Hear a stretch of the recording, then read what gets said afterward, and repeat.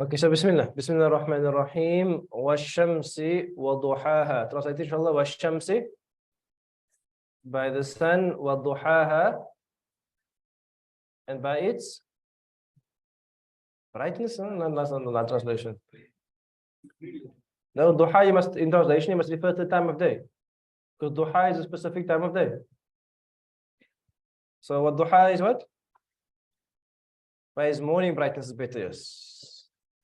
Because duha time is basically the time after sunrise. Immediately after sunrise called duha. So try to be accurate in your translation, inshallah. Not just brightness, by its morning brightness, because that Allah is mentioning specifically the time of duha. Next thing. Wal qamari, translate. By the moon, idha, when talaha, it follows it, the sun. Wan nahari, by the day, idha, when jallaha, it manifests it, the sun. Wal layli, and by the night, idha, when yaghshaha, it, the night covers it, the sun. Was samai, by the skies, wama, and that which the one who banaha, built it. Okay, or we mentioned the ma could also be ma masdariya, which means and how wonderful and how amazing it is built. Wal ardi, and by the earth, wama tahaha, and by that which or the one that spread it or flattened it, or how wonderful it has been spread, how wonderfully it has been flattened. Wa nafsin, and by a soul, wa ma sawaha, and the one that fashioned it, balanced it, sawa, to make things equal. فَأَلْهَمَهَا, then he inspired it, fujuraha, its wickedness, wa taqwaha, and with its consciousness of Allah. قَدْ أَفْلَحَ مَنْ زَكَّاهَا, certainly aflaha, has been successful, maldi for verb, has been successful, man zakkaha, the one that has purified it. I think we ended there, right? No. So the word qad aflaha we mentioned was to do with the farmers and so on. And the Prophet used to make a dua. Dua used to be Allahumma ati nafsi taqwaha. Oh Allah, ati, give my nafs its taqwaha. Wa zakkiha, and zakkiha, amr, and zakkiha, and purify it. Allahumma ati nafsi taqwaha wa zakkiha anta khayra man zakka. You are the best of those that purify it. Anta waliyuha wa mawlaha. You are its wali, you are its protector, or its ally, wa mawlaha, and you are also its guardian as well. You are its guardian. Now, so it's going to be on the one side. Then Allah mentions وَقَدْ خَابَ مَنْ دَسَّاهَا. So you can't see the screen, but you can look up with me, inshallah. Let's look up the word khaba. What do you get for khaba? You must be curious about words. You must look them up. You must see what they say, all of those things. What does khaba mean? To be unsuccessful, to fail. But let's go into where? Into lanes. Khawaba. There's some interesting additions there. When you want to know the meaning of the word, you must try to find it and try to look it up, inshallah. So if you look at the word in lanes now, you look at the same place, right? In lanes you're looking at. So he mentions here that khaba, yakhubu means he was, or he became poor or needy or indigent. Then he mentions the word khawba means to be in a state of utter destitution, in which nothing remains in possession. Because Allah is speaking here about which state, which times Allah is speaking about. When is it going to be the ultimate success or the ultimate failure? In Akhir of Qiyamah. So part of khawba is that someone who has nothing, bereft of any possession, bereft of anything. Because you come into Qiyamah with nothing. And this person will be bereft of what? Even any good deeds. No. It mentions here also that further down, he mentions also here that khawba is also a tract of land upon which rain has not fallen. A tract of land upon which rain has not fallen. So a barren land, a land that produces nothing. It's like dead, there's nothing to it. A tract of barren land. So this is the idea of khaba. Khaba means like there's nothing, there's no good. There's absolutely nothing that is good. So here Allah says, qada, no, sorry, no. Qada wa qada, and certainly khaba. Khaba means like unsuccessful, it means like there's bereft of any goodness. As if it's bereft of any even like greenery or produce, or there's nothing. Can you see the term khaba in terms of imagery is the opposite of aflaha? Because aflaha is what? When you reap the harvest. Aflaha is when you worked your whole life and you come to Qiyamah and you reap all the fruits and you reap all the benefits and you reap all the harvest. Whereas khaba is the idea of you come and your land has produced nothing. Your land has produced nothing. And therefore the ulama would say that your life, your time is the capital of your life. When I say capital, like in business you have capital. Like you have a building and you have machinery. So in life, your time is your capital. And Allah has given you a certain amount of capital. And what you produce with it is your life's work. So the modern world is telling you what?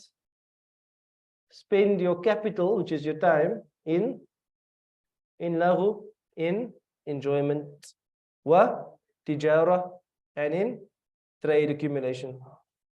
قُلْ مَا عِنْدَ اللَّهِ خَيْرٌ مِنَ اللَّهْوِ وَمِنَ التِّجَارَةِ. Say Muhammad sallallahu alayhi wa sallam, what is with Allah is better than any form of entertainment and any form of tijara. Surah Jumu'ah. I find it very profound that the Quran uses those two things. Because if you think about the whole world, what is the whole world today besides entertainment and besides trade? That's what people are obsessed about. They're obsessed either with entertaining themselves all the time, constantly entertainment, or they're obsessed with accumulation. Accumulation. And that is a form of khaba. Because you actually did nothing good really. Did nothing good. So waqad khaba is a powerful word there. Opposite of aflaha. So in other words, one of the messages of this ayah is that you must spend your life in meaningful things. You must spend your life in meaningful things. With a good niyyah for your work. A good niyyah for your time, inshallah. وَقَدْ خَابَ مَنْ دَسَّهَا. Let's go to the word dassa. What does dassa mean? You can't rely on that Quran hype and that one word translation. We finish with that now. We finish with that now. You must look up the words in the dictionary. Why? Because you must get the depth of the word. A one word English for one word Arabic is too superficial. You can see the word khaba, all the thing comes to mind, bereft of possession, a dry tract of land. You know, there's a lot in the word. But now you say unsuccessful. There's no meat to the word. So in Arabic with the root letters, we put the meat into the word. We put the full understanding. So each word has its own story to tell. What does that mean?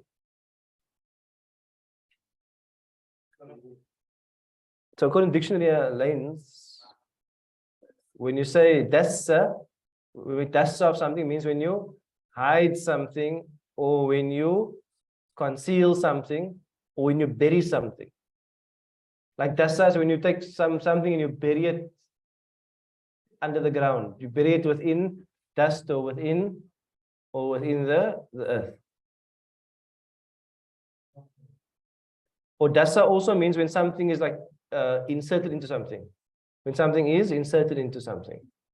So this is the meaning of dasa.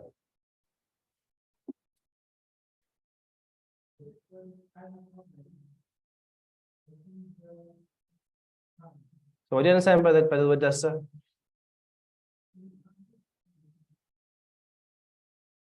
Remember the opposite is zakah. What's zakah? Your nafs has become purified. So purification is what? It is the act of removing. Purification is the act of removing. Like if you purify a garment, you remove the stains from it. You remove the tarnishment from it. So purification is the idea of removing. Dasa is what? Inserting. Dasa is putting something inside, and dasa is the act of covering. Dasa is the act of covering, burying something in the soil. Burying something in the soil. So in other words, you get the idea of a nafs that is contaminated. وَقَدْ خَابَ has become bereft of any goodness, bereft of any produce, bereft of any meaning.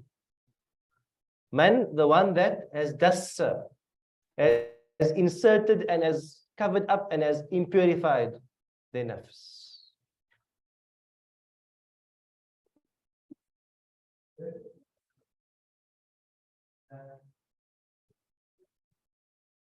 No.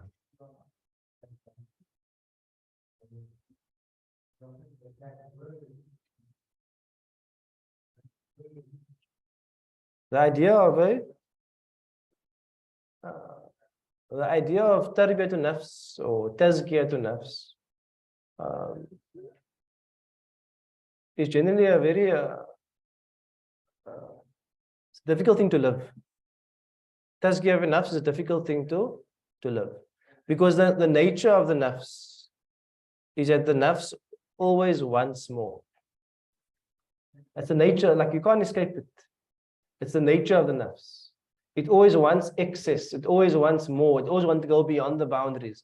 And tazkiyah is the idea of keeping the nafs in check.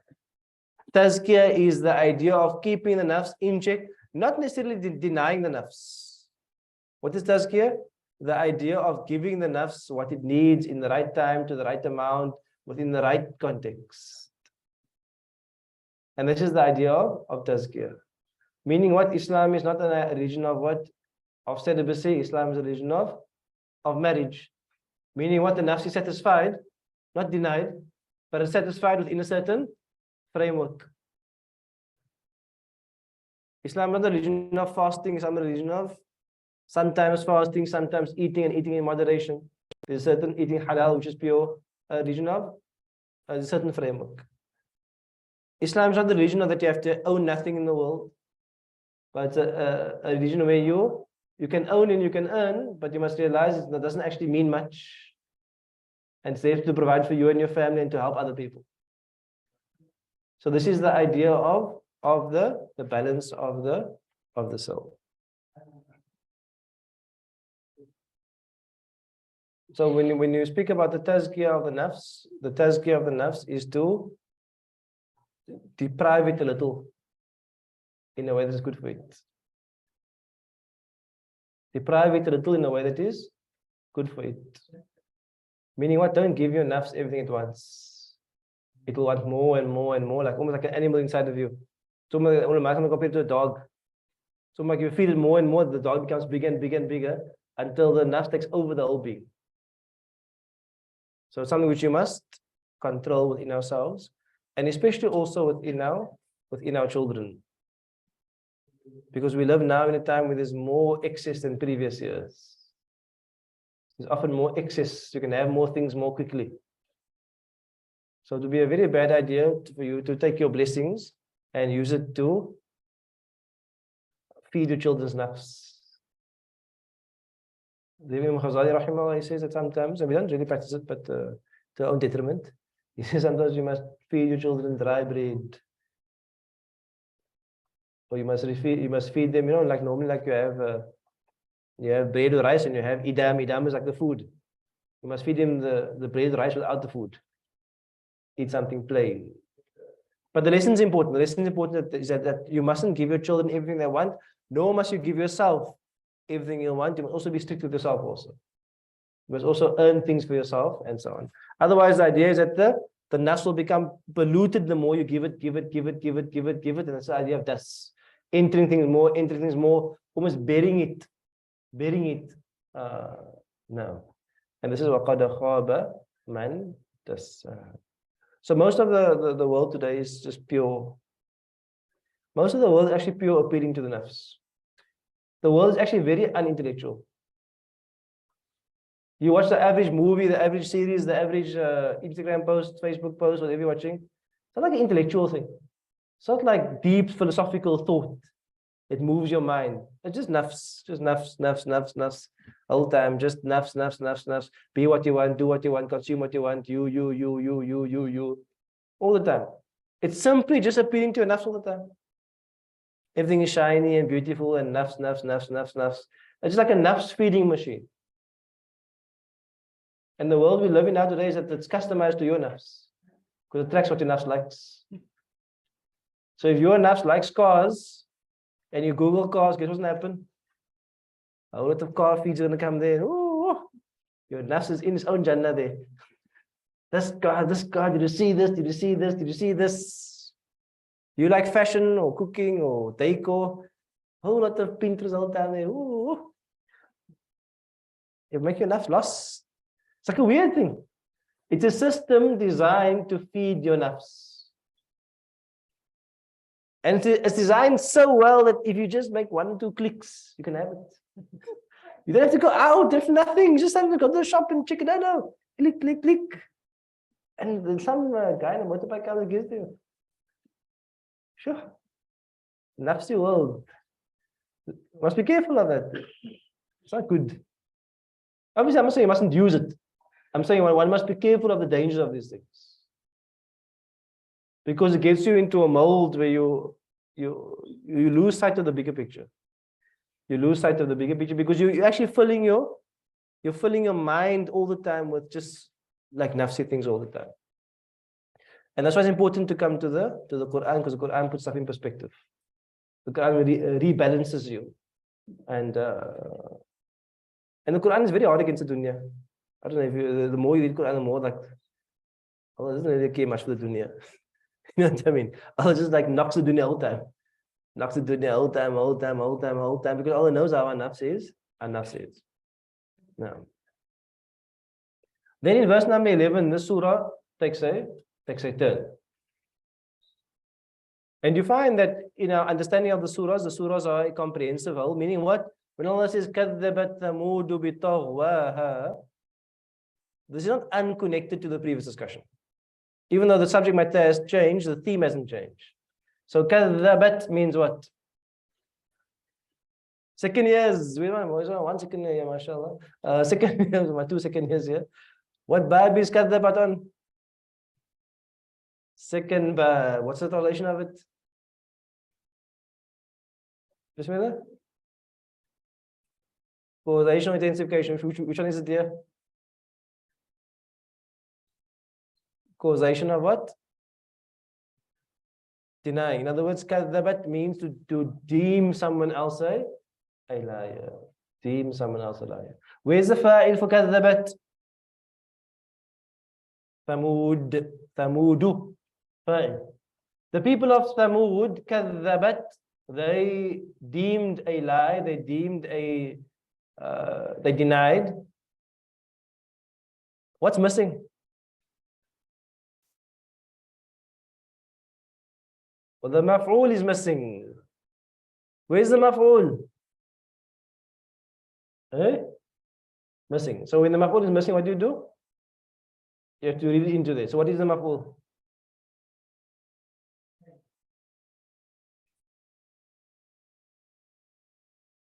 It's referring to the message of the truth, yes, but specifically who brings the message of the truth? The Prophet. Who was the Prophet? Nabi Salih alayhi salam. So the maf'ul missing is al-Rasulah, because they come later on, فَقَالَ لَهُمْ رَسُولُ اللَّهِ. You will mention the Rasul. In other words, كَذَّبَتْ ثَمُودُ مَاذَا رَسُولَهَا, its messenger. They denied who? So what you understand is a kadhabat must take a maf'ul. Because kadhabat means to deem someone a liar. So you say Thamud deemed to be a liar, but who? It's not mentioned because it's implied. It's implied. Who did Thamud deem to be a liar? Their messenger. Why do they do it? بِطَغْوَاهَا. What does taghwaha mean? Now let's look up, inshallah. You look up before it. Let's enjoy this looking up. It's so.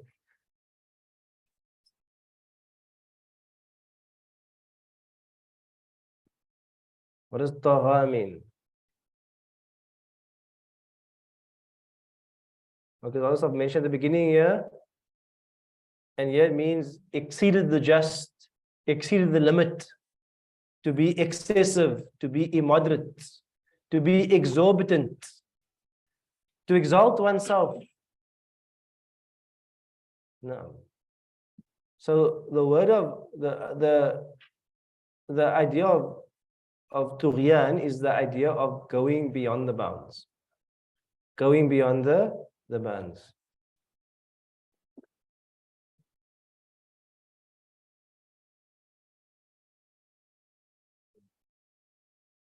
What else do I have here?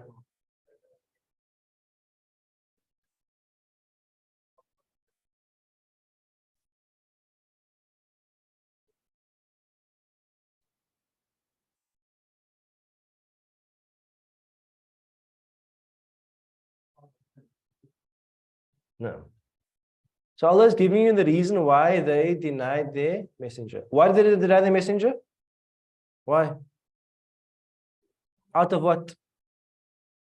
Out of the excessiveness, out of the fact that they were so accustomed to going beyond the bounds. Meaning what? When a society is not divinely guided, it will tend towards the nafs. When it tends towards the nafs, there will be people in power, people of wealth, and people of excess.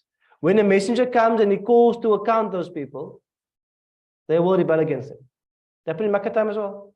It happened in the time of Thamud as well. It will happen in any time where you call people towards the truth. Because you're calling people away from the dunya. So because of their tughyan, because of their excessiveness, because of the immersion in their nafs, they denied the messenger. And this is what you find often, is that the denial of truth is not based on an intellectual argument. The denial of truth is often based on what? Pure shahwa. The denial of truth is often based on pure shahwa. And it's important for us to call it out. It's important for us to call it out and say that that position there is being opposed out of shahwa. Because people often dress up arguments or shahwa arguments, but in intellectual terms, with very, very weak intellectual arguments. Very weak arguments. And part of our mission in Dawrah nowadays, inshallah, is that we're going to give you all the proper frameworks of Islam with regard to all the Islamic sciences. So you understand all the frameworks as it should be understood. So when someone opposes your understanding, you know what your understanding is based upon, and you understand where the opposition is coming from. إِذٍ بَعَثَ أَشْقَاهَا. So let's go back to Nabi Thamud. So the people of Thamud, they were known to the Arabs. The people of Thamud were known to the Arabs. Fir'aun wasn't well known to the Arabs. Thamud was well known to the Arabs. You can hear by the Prophet's name is what? Salih. When you have an Arab name, it's almost like an indication. When you have a non-Arab name like Ibrahim and Ismail, you will find the non-Arab names are غير منصرف. You with me? The non-Arab names are غير منصرف, meaning what? They can't change. The ends can't go to kasra or tanween. The Arab name like Salih can be Salihun, Salihan, Salihin. Even by the name of the Prophet, you can hear that he was close to the Arabs. So they knew about the people of Thamud and they knew about the people of Nabi Salih. Like one of the stories they would tell. They would speak about the people of Thamud and how they were destroyed. No. And what happened then? So Nabi Salih comes to the people of Thamud and then they basically reject him and they ask him for what? They ask him for a miracle. What's his miracle? It was a camel which? It was this camel that emerged out of the rock, this huge camel. And this camel had like an enormous appetite. It used to drink like almost like half or the whole well up. So they had an agreement that the one day the camel will drink and the well fills up again. And the next day the people will drink. And this camel was able to give milk to everybody. But they had to wait for the camel's day and then their day. Then the camel's day and their day. I don't know if any of you been to the like the Sinai Desert. If you've been to the Sinai Desert, I don't know where it comes from, but I went to Sinai Desert many years ago. And then there's a place called St. Catherine. So St. Catherine is where Nabi Musa received revelation. And at the bottom of the mountain is like this huge camel that's carved in the rock. I just mentioned that because it was just amazing to see this huge camel. It's almost like you thought this is like the camel of Nabi Salih, because like carved in the rock there. But this camel emerged from the rock, this miraculous camel. No, all dry. Idhim ba'atha ashqa. Idh means what? Idh means what? Idh means when. When in the past or the present? When in the past, like you remember. Next is in ba'atha. This one for second is of Dawrah years. In ba'atha, watch Bab is on. What does ba'atha normally mean? Like you call the Prophet al-mab'uth. What does ba'atha mean? Ba'atha means to raise or to send. But this is not ba'atha, this is in ba'atha. Which bab is on? 7th. What's the quality of the 7th bab? Sabra, what's the quality of the 7th bab? You don't know? Yes. I looked it up. Cheat codes. In ba'atha, the quality of the 7th bab is to make it intransitive.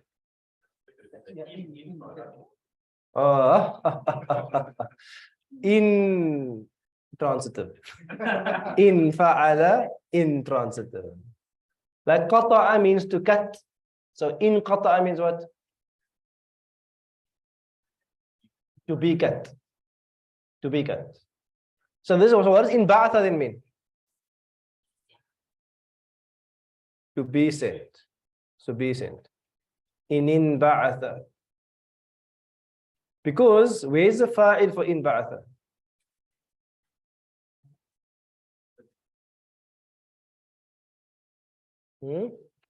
Okay, let's look at the word next one. Ashqaha. Ashqa. What type of word is ashqa? What the root of this first of all? Shaqaya. What does shaqaya mean? Shaqi.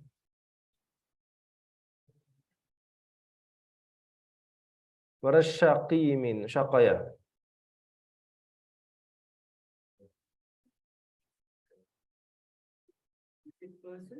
A wicked person. A shaqi is a wicked person, a wretched person.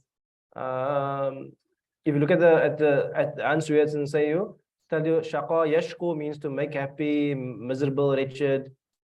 If you look a bit further, shaqi is unhappy, unlucky, miserable, wretched, villain, criminal, scoundrel, rogue. No. So come back to the question. If that is shaqi, what does ashqa mean? The most wretched. Ashqa is like af'al or akbar, the greater. Ajmal, most beautiful. Ahsan, most good. This is going to be the because of the idafa. The ashqa, the most wretched of her. Of who? Of them, Thamud. So where's the fa'il for in ba'atha? Can see it would be funny to say that the most wretched sent, because you're missing the maf'ul. So ashqa is what? So what ashqa? Ashqa is the fa'il. Ashqa is the fa'il. If you look up the word in ba'atha, let's look it up inshallah. In ba'atha, ba'intha. Ba'intha. Which bab looking under? On the 7th bab, ba'intha, 7th bab.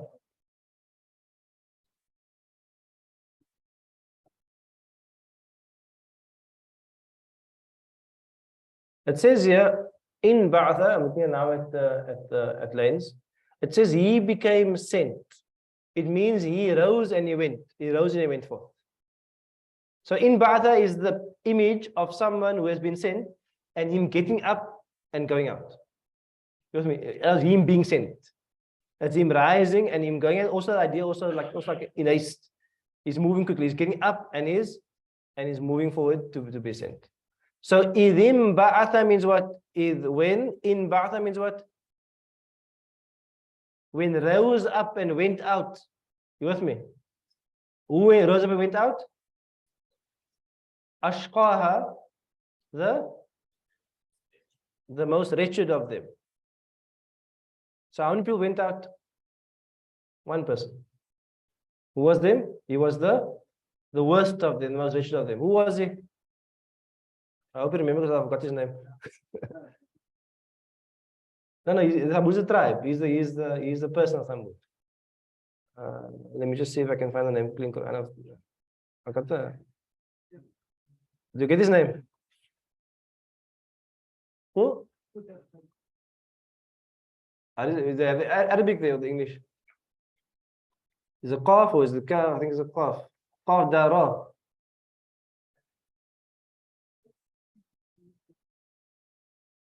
Yeah, let me just check if it's. Let me just see if I have it here quickly. Is it Qudar or Qudar? Qudar bin Salif. That sounds like this. So he was actually the leader of the Thamud.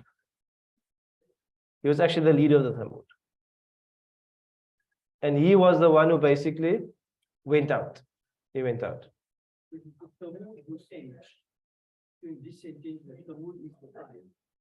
No. The ashqa is a fa'il. Because remember, in ba'atha means to get up and to go forth. So who got up and go forth? Went forth? Ashqaha, the worst of the Thamud.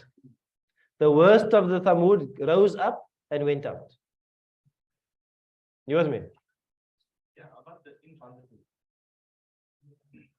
Understanding that the intransitive verb for the die. Yeah, so that's why I'm saying like it's almost like the worst of the Thamud was sent forth. He was sent forth. You with me? The translation. The worst of the Thamud was sent forth. Sent forth. You with me? Okay. You with me? The worst of the Thamud was sent forth. The only difference here is that there's like a pseudo intransitive because you still have a fa'il.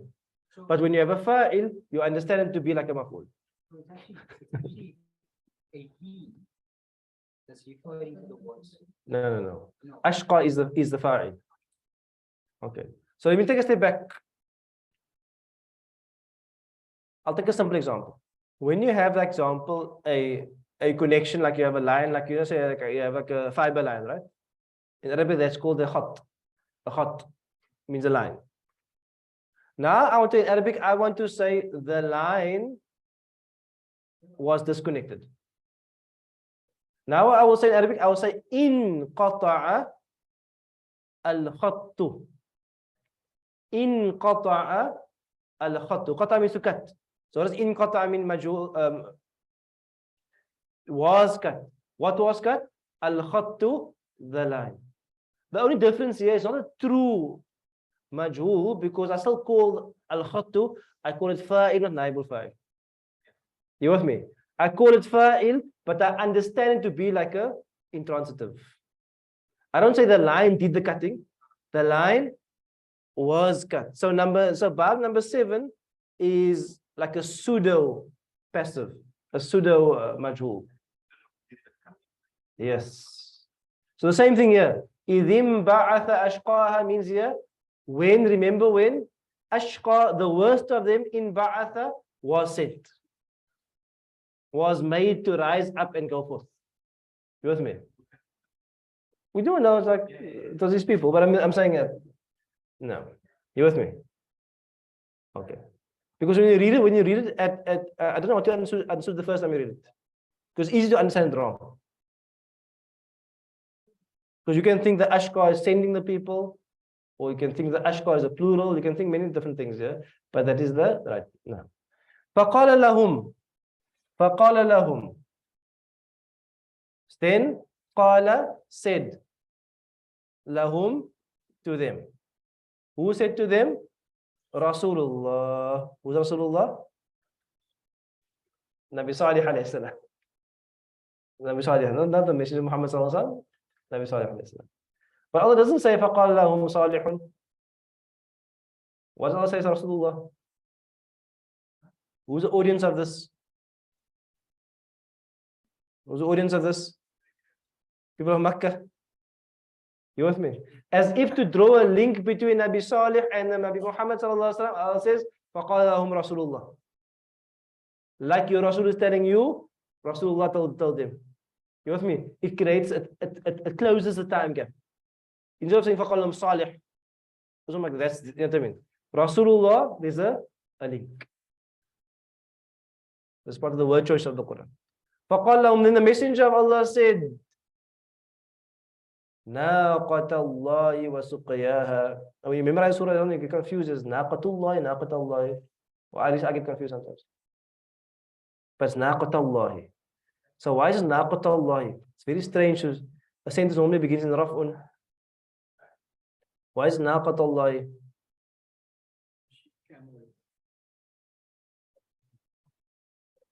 But why is it Nasb?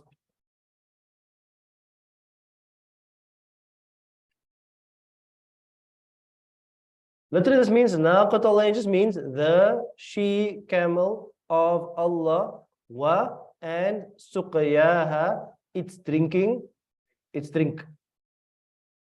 So why is the nasb? The verb is not mentioned. Good. What is the verb? Do not kill, do not harm. Naqat Allah. There's an idea that a verb that says do not harm. Like beware, do not harm. Naqat Allah. Therefore, the maf'ul is there for a verb which is mahdhuf. You with me? A verb which is implied but not there. Like ihraru, be warned of, be cautious of. Naqat Allah. The camel of Allah. Why the camel of Allah? Aren't all camels of Allah? Why? Because they're miraculous. So like there's sacredness to it. Naqat Allah. The camel of Allah, wa suqiyaha, and its drink. When it says it drink, it actually means what? Its drinking place. It's referring to the drink, but referring to the place. In other words, don't harm the camel, nor prevent the camel from going to its drinking place.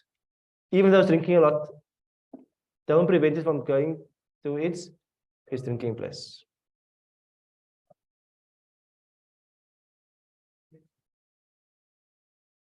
فَقَالَ لَهُمْ, so said to them, Rasulullah, the Messenger of Allah said to them, Naqat Allahi, beware of, don't harm, Naqat Allahi, the camel of Allah, the she camel of Allah, Naqat she camel, wasuqiyaha, and its drinking place. It's water, its drink, but referring to its drinking place. فَكَذَّبُوهُ, then, does the word come before?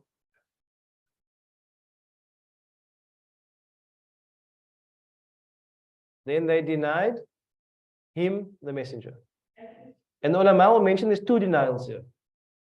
The first denial is they denied him as a messenger in general. And they demanded for him to bring a miracle. Then he brought the miracle, and they told him, don't harm the miracle, then they denied him again. They denied him again. They deemed him a liar again. Then aqaruha. What does aqaruha mean? What does hamstring mean? Hamstrung camel? So hamstrung, normally when you strike the camel on his legs with a sword or something, because it disables the camel. But when they say hamstrung, it's actually a metaphor to saying slaughter. Because the idea is that when you want to kill the camel, not like in like Islamic law, I'm talking about like killing an animal, it's easier to cut the legs first because then the camel falls down. Then you can cut the neck and the camel won't run around and go crazy. You maybe like cut a big animal, it'll like run around and go crazy and could like bump into you or anything. So aqaru is the idea of cutting the legs of the camel, then fall down, and then you can slaughter it. And then you killed it. So this person, what's his name again? Remind me his name? Qudar ibn or no Qudar? So Qudar, I don't know. فَأَقَرُوهَا. And then he hamstrung the camel. He slaughtered the camel.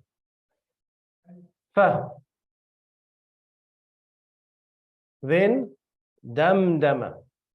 What does damdama mean? Normally translation just say what? Destroy. But damdama means when like you pound something until it becomes flat. So when things fall down until something becomes flat. Like it's almost like they pounded until they became completely flattened. فَدَمْدَمَ عَلَيْهِمْ. Almost like layer and layer of this. How will they kill the people of Thamud? I can't remember. Was the Sayha? So if you can't remember, where do we go to? Go to Google. No, not ChatGPT. I go to corpus.Quran. Corpus.Quran.com. If I go to corpus.Quran.com, what am I looking for? I'm looking for Thamud. Oh, I can't find Thamadaya. No, I can't find it. No, there's no Thamud here. Thamada. Or I can go to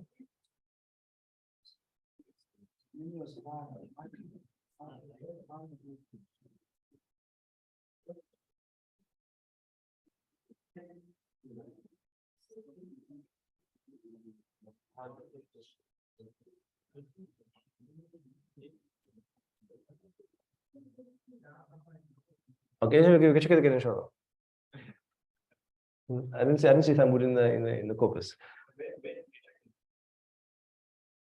Oh, I was looking at Thamud to see all the ayat about Thamud. Yeah. Fadamdama alayhim. So damdama just means to like pound something, to knock something until it becomes flattened. Fadamdama alayhim. Then what is it? Destroyed them. Fire? Earthquake. Where do you find that? Google. No. Google, you'll see inshallah. The first line popped up. Okay. Alayhim, upon them, where's the fa'il? Rabbuhum. Damdama obviously from the ruba'i, from the four root letters. Damdama, alayhim, Rabbuhum. Their Lord like flattened them or like punished them with layer upon layer. Bidhambihin, because of their sin. And what was their sin? Their sin was actually disobeying the messenger. The sin was disobeying their Rasul.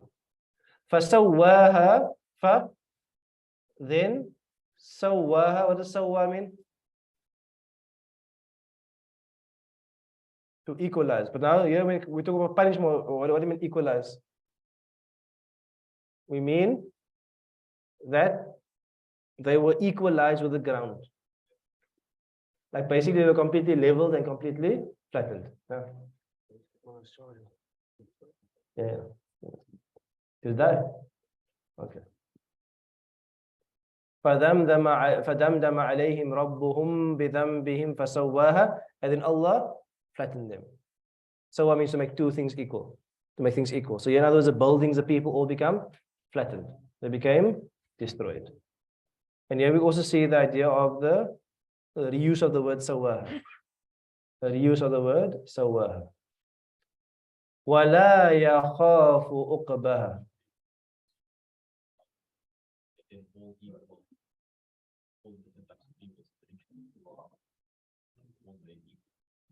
Like did. No. No. Those would be like that would be applicable to any destruction. No. وَلَا يَخَافُ أُقْبَهَا. وَلَا and not يَخَافُ.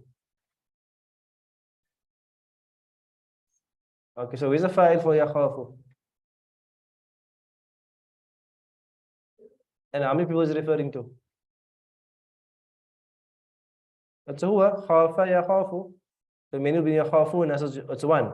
Huwa. Who's the word referring to? Allah. And he, Allah, does not fear uqbaha. What's uqbaha? Like your aqib is like your heel.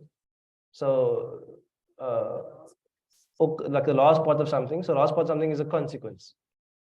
So what does it mean that Allah doesn't fear its consequence? Its outcome.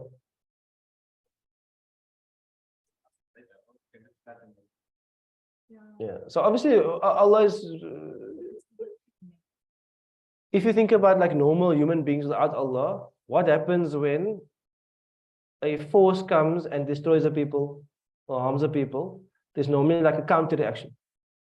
Maybe like the cousins or whatever, they're going to come and they're going to counter. Meaning what? When there's an act, there's a reaction. That's how normal human beings are. Like you come and you have an act against something, then there's going to be a reaction.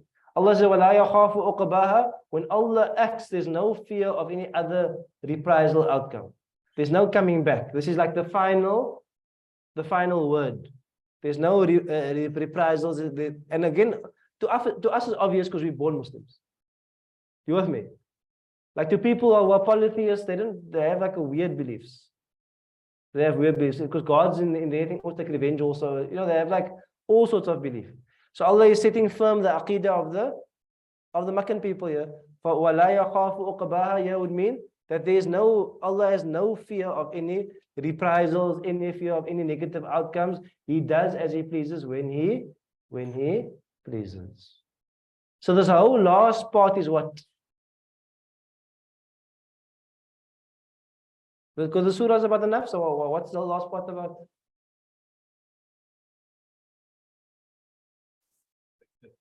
It's like a case study. You go to university, they give you a theory. They give you case study number 1, case number 2, case number. This is a case study of the nafs. This is a case study of the nafs. Because Allah gave them a miraculous gift and they were greedy in that.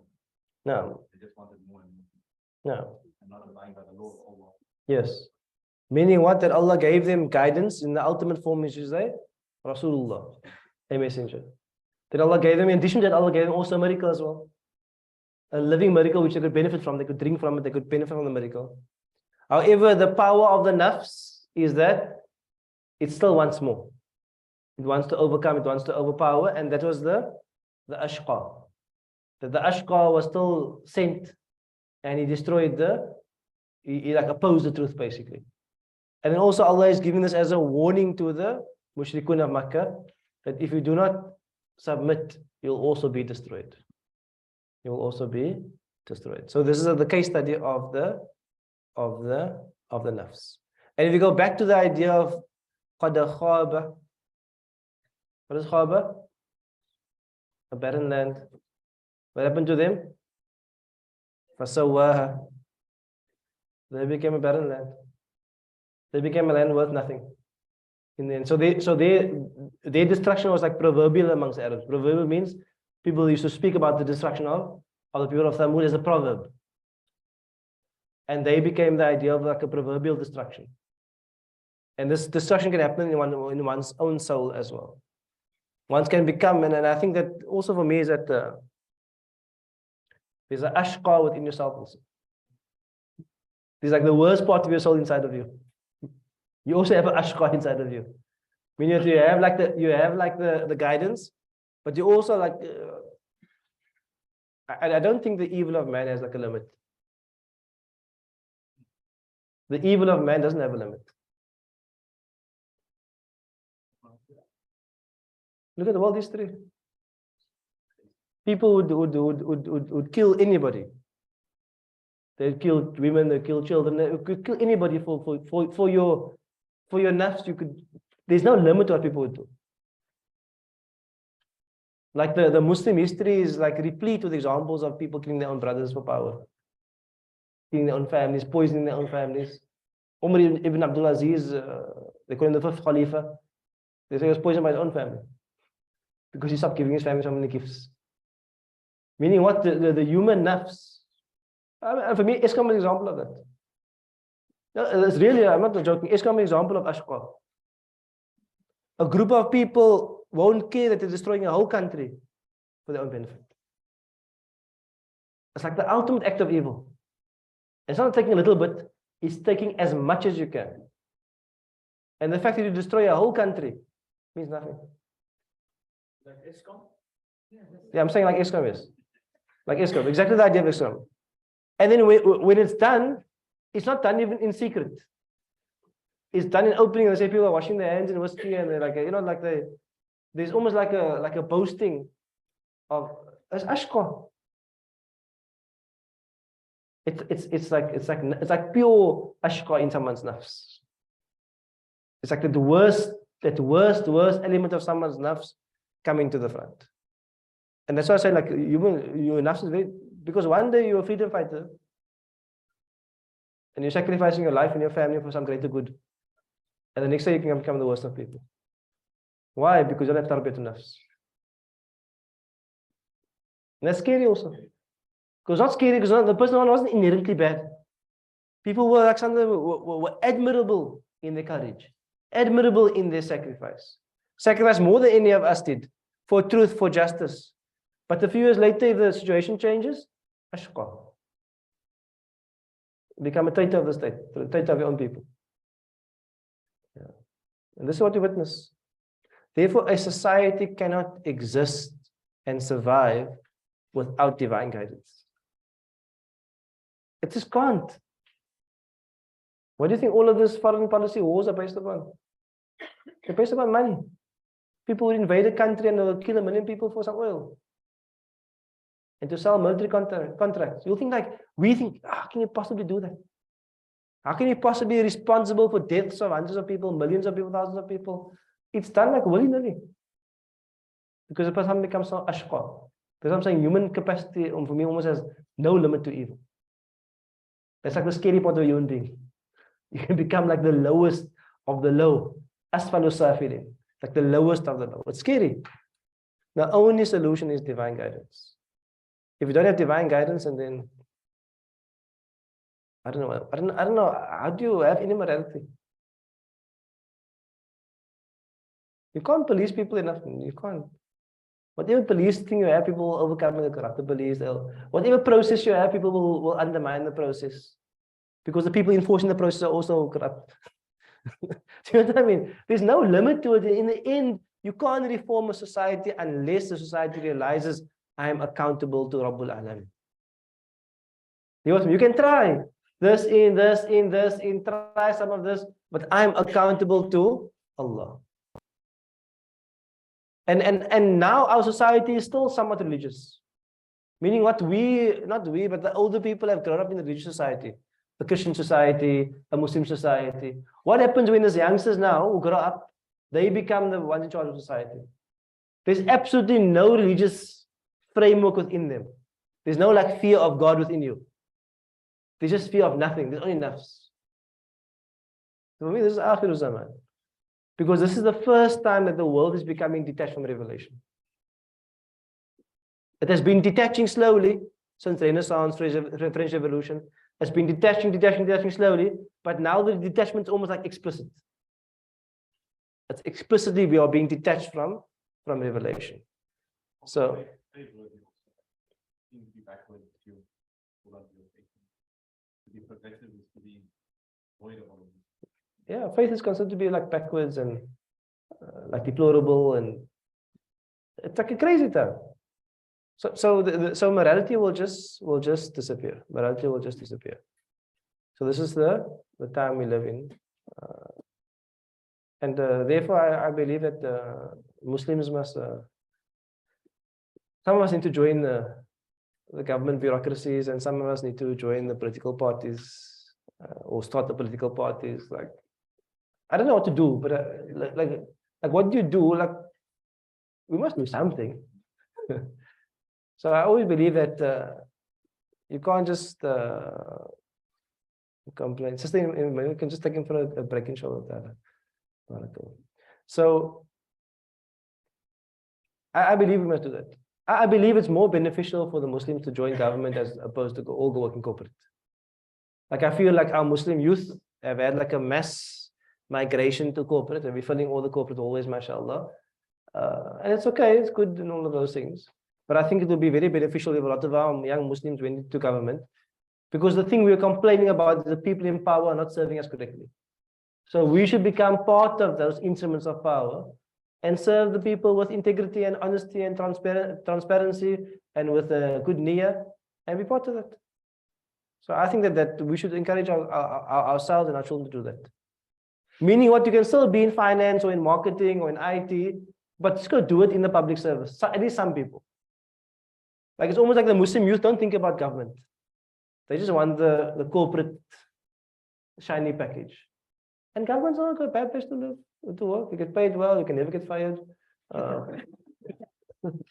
With like a job for life. It's not like a bad, it's not like I'm saying you must give up your life. I'm just saying make a khidmah of your career if you can. Because I would prefer that our health department and our police force and our education department, and at least have officials in it. This is not a political leader, at least have officials who are somewhat honest. That'll make a big difference at least. At least the roads will be maintained, the school will be looked after, things will be looked after. So I think that as a dawah, I've been saying it for years, is that we need to join the spaces. This is part, and those who are interested in politics should join politics as well. With the right niyyah. With the right niyyah. You do what you can, inshallah. You do what you can. With the right niyyah, inshallah. No. The right niyyah. And we have seen many Muslim politicians, alhamdulillah, not because of this, alhamdulillah, like South Africa has been blessed with many Muslim politicians. And I believe that has stood Islam in good stead. I'm not saying that they brought like the nur of Islam to our country. I'm just saying it helps the Muslims, even just on a basic level, to survive. That we have Muslims in government, in politics. We have a whole history. Like, I think if you look at the first cabinet, the very first cabinet after apartheid, I think you probably had almost 1/3 Muslims. The very first cabinet after apartheid, we had a lot of Muslims in the first cabinet. I think 9-10 Muslims in the first, like ministers, chief justice, Muslims, lots of Muslims were there. I'm not saying that they came with like Islamic message, but I'm just saying it helps Muslims that we are prominent in society. Because we have to preserve revelation in whichever way we can, inshallah. No. So we can start. But it's tough. But we have to have some hope and some plan. Otherwise, we're going to say, oh, we're going to complain and die. We're going to become so waha. Because we become so waha, we need to do something. And the other space, the other space also, is if you don't want to get involved in government or politics, at least get involved in civil society. But a civil society means NGOs, government, societies who are trying to help the poor, with education, help the orphans. That's civil society. Non-government agencies. Like, for example, myself being a Kutri, that's civil society. We're creating an education space that is healthy within the field of education. That's called civil society. Sanzaf is part of civil society. Feeding the poor, helping people. So if you don't get involved in government, at least get involved in civil society. Take a cause and be a part of something bigger than yourself. And if you all do it enough, Like a very beautiful example is Gift of the Givers, Dr. Imtiaz. Like you can see his civil society, and it's beautiful for me to see, like a Muslim now who's at that level now serving the community. It's a beautiful da'wah, and also it creates like trust in the Muslims. People don't say I must become president, but that's a service of niyyah. Why? Because his sheikh told him. His Sufi sheikh told him to go, because you know the medical doctor. So his sheikh told him to in not in English, to serve. So inshallah, this is the niyyah that we have to also be positive and a bit proactive. We can complain, it's fine, we complain, we have complaints. This, that, we can complain. But they so what? So what they corrupt? So what people are stealing money? So what? So what? Let's do something about it. Let's do something positive about it, inshallah. Even joining neighborhood watch is part of civil society. Crime is bad. Somebody must join the neighborhood watch, drive around, whatever the case is. We must do something. And I believe that the Muslims must be at the forefront because we have the niyyah of khidmah, inshallah. Focus on the process, not the outcome. Allah. I'll end with say like our camp. We have a workshop with the brothers, mashallah. And then every year we have a different focus. And this year, the message of the workshop was what? Focus on the process and not the outcome. Did any of your husbands go on camp? No camp. One day, inshallah. But the focus of it's a very important lesson. You just stay with me for this lesson, inshallah. The lesson was what? That in life, we may have many dreams. You have a dream maybe to have a certain level of health, a certain level of wealth, a certain level of intellect and knowledge, a certain level of achievement. Any of those things you might have dreams. But dreams, so many people have dreams and nothing happens. So the message of the camp was that your goal is not actually so important. They just give you the direction. What's important is the steps, the process to get there. And I was encouraging all the brothers at the camp simply to do what? Just take the first step. Because the first step is the hardest step. And what happens after a while, you take the first step, the second step, it becomes easier and easier. For example, you joining this class. Maybe initially it was tough. You were unsure, Masakam, I'm not so pious that people are going to melt there. I don't know, you know what I mean? Like you might have whatever, like I can't butcher, I can't recite. You understand? Like my Sundays, you know, sisters, family outings, like you have all of these barriers. When you take the first step, the second step, what happens? It becomes easy. And when it becomes easier and easier and easier and easier, what happens? You do it enough times, the process becomes part of your identity. So at some stage you tell yourself, I am a student of Quran. You don't say, I attend class. I'm a student of Quran. I've been sitting here 3-4 years studying Quran, listening to Quran. I'm now a student of Quran. That becomes part of your identity. And the goal itself will manifest. So the goal of the camp, because sometimes we're over-obsessed with the goal. And we don't like to do anything. Because like it's too far and it's too much of a dream. Like, you know, a lot of people want to build their own business. They build their own business with you on the lounge in the couch there. You must do this and this and this. It will be millionaires we do this. But they're talking for 10 years. They didn't make one sale yet. What must you do? We go sell one thing. One solar panel we can sell there. Then 2, then 3. Because everybody's talking about how, you know, can build them millions in theory. One person, one step. So that is the goal of the campus. So the brothers had to basically write out the commitment areas. And sometimes the process to do with your own self, and sometimes to do with relationships. Sometimes like if you have a bad relationship or a difficult relationship, focus on the process of fixing it. You can't control the outcome. You can just do the process. Communicate better, visit more, give a gift, listen first before you speak. Focus on the process. Eventually it will produce the outcome. That's what I'm saying. We can become disabled. You're so corrupt. Society so crime, corruption. It disables you. You think, no, I can't solve it in your mind. You can't solve it. Don't worry about solving it. What do you worry about? The process. Education is a problem, okay, let's start with the madrasa. Security is a problem, okay, I'll join the neighborhood watch. You're doing something to help the process. You're doing something to help the process.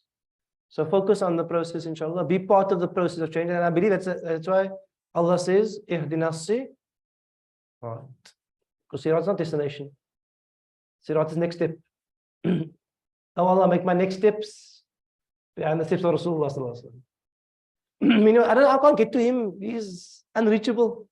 The Abu Bakr and Umar and Uthman and Ali are unreachable. But just give me the next steps. I want to be in those steps.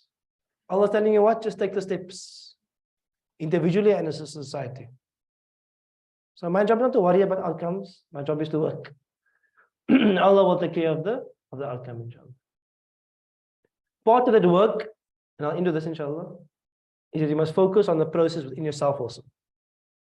Because this surah about your nafs. So if there's a problem with your nafs, you know, okay, Quran is going to fix my nafs. I'm going to read 3 lines a day. I'm going to open it, read for 2 minutes, and put it down. That's the process. 3 lines every day is a lot. A lot. That's over 1,000 lines for the year. That's good. I want to make 1 salah a week in Jama'ah in the masjid. I'm going to make 1 sunnah a day. This is the process, because you can't like dream yourself into becoming a wali. Oh Allah, I want to be a wali. You can't, because you're battling with yourself every day. You're battling with fajr, you're battling with dhikr, you're battling with Quran, you're battling with your gaze, you're battling with your thoughts, you're battling with your tongue. You're battling every day. You can't say, oh Allah, make me a wali. It's not going to happen. Nothing is going to happen besides people look at this out there, Jay. You come from class all pumped up, I'm going to be a wali now. Come back from camp all pumped up. No, nothing doesn't matter. You focus on the process. Do one thing better. Do 1 thing, 2 things better. Have supper with your family every day. Then you can't transform your child's heart and mind, but you can at least sit with them every day. Eat a meal with them and talk to them for half an hour over supper. Focus on those small things, because those small things are everything. So all of us, inshallah, we should make the niyyah. And especially now is a beautiful time. Why? Ramadan is just around the corner. So just at least start a little bit, inshallah. Because start on the process of your own nafs. That's where you start. Do what is right and remove what is harmful, inshallah. And we will get better. Allah will see the effort, and the effort won't produce change. Allah will give the change. I'll say, okay, I see you trying, mashallah. 3 lines a day, every day for a month. I'm going to upgrade you. I'm going to upgrade your heart to be a page a day. Upgrade your heart to be half a juz a day. I'm going to upgrade you. I'm going to give you that motivation, because that motivation comes from Allah, like a gift. That motivation comes like a gift, like, I want to be better. It's a gift from Allah. So focus on the next step. And life is a simple thing. Because the results in the hands of Allah, we are responsible for the work. So if we have children, problems with the children, what's going to be good? Like, you can't transform your children, you can't switch on your mind in your children's heart. But you can try to make sure they're in good company. You can try to limit the negative influences. You can try those things. You have a problem with your relationship, your husband, your relationship with your wife, what you can do? You can try to go on a date once a week. You can try to make sure that you're always calm, you won't talk to each other. Small things. Serve each other, communicate. Small things make a big difference. And then Allah will bring the change. Because the change doesn't come from you, it comes from Allah. So it's a positive deen, it's a beautiful deen. It's the deen of sirat. Oh Allah, I'm walking, I'm trying. You, Allah, bring the change. But you must try. You can't just dream it. No. Barakallah. We can end there, inshallah ta'ala. May Allah grant us to prepare for Ramadan. And may Allah grant us to reach Ramadan in the best of states. And may Allah help us to make positive changes which last. But I must say, the fact that you are here, mashallah, is a victory from Allah. That you come and you sit in Quran class year after year. It's not a small thing. It's a big thing. A big blessing from Allah Ta'ala. So may Allah bless and protect. Wa sallallahu ala Sayyidina Muhammadin wa ala alihi wa sahbihi barik wa sallim. Wassalamu alaikum wa rahmatullahi wa barakatuh. We'll start with the Layl next lesson, inshallah. No. Let we end with inshallah. You see? You see, worry about the outcome too much. Just worry about the process. Next step, you see. Allah.